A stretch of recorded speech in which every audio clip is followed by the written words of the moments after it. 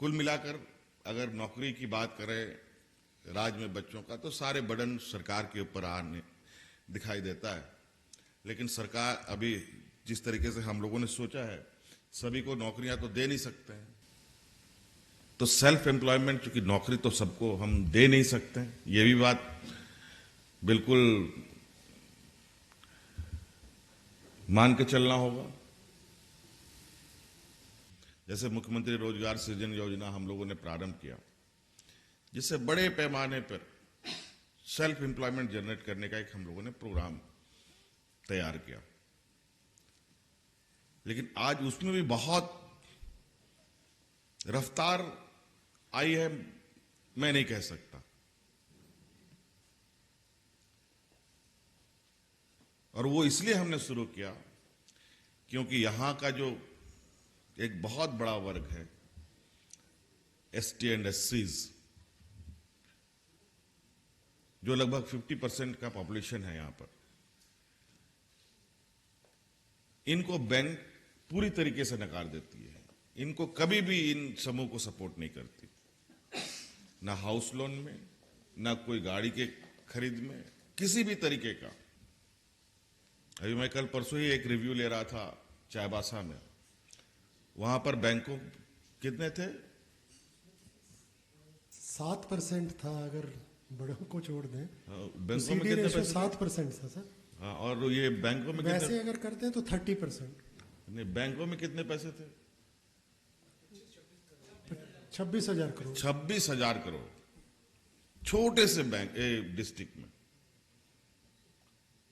26,000 करोड़ रुपया, बड़ा ताज्जुब लगता है। और ऐसे कई जिले हैं जहां मैं नहीं समझ सकता कि 26,000, तो मुझे लगता है कि हम लोगों ने जिस डिस्ट्रिक्ट को सेलेक्ट किया था, अभी उस और भी कुछ डिस्ट्रिक्ट हैं जो उससे बड़े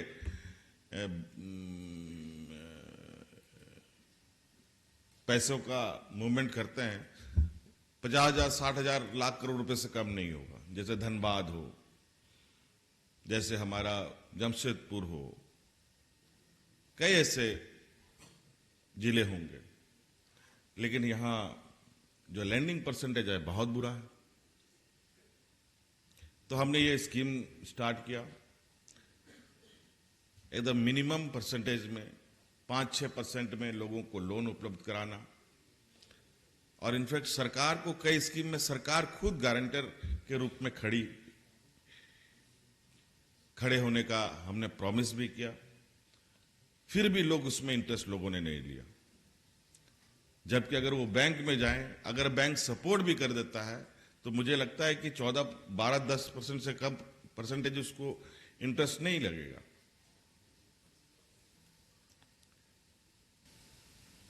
तो सेल्फ एम्प्लॉयमेंट, चूंकि नौकरी तो सबको हम दे नहीं सकते हैं, ये भी बात बिल्कुल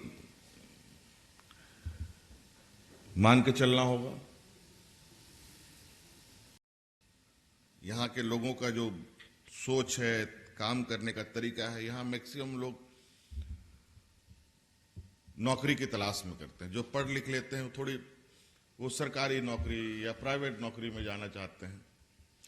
लेकिन जो प्राइवेट, अब देखा जाए कि ग्रामीण क्षेत्र में किसान परिवार के जो बच्चे हैं, वो नौकरी के तलाश में जाते हैं, तो सबसे पहले उनकी प्राथमिकता होती थी हम मिलिट्री आर्मी में जाएंगे। लेकिन आज मिलिट्री आर्मी में नियुक्ति की जो स्थिति बनी पड़ी है, वो किसी से छुपी नहीं है, उस पर चर्चा नहीं करूंगा। अब भविष्य में उनको कितनी उसमें सफलता मिलेगी, ये कहना बड़ा अभी मुश्किल है। और जो थोड़े बच्चे ग्रामीण क्षेत्र के निकलते थे, तो ये बैंक में जाते थे, रेलवे में जाते थे। तो बैंक और रेलवे की भी क्या स्थिति है, वो भी आप लोगों के सामने है। बैंक सारे मर्जर हो चुके हैं, रेल सारे प्राइवेटाइज हो चुके हैं। अब इसमें कहाँ इनको कितना मौका मिलेगा, ये भी आने वाला समय में चुनौती है।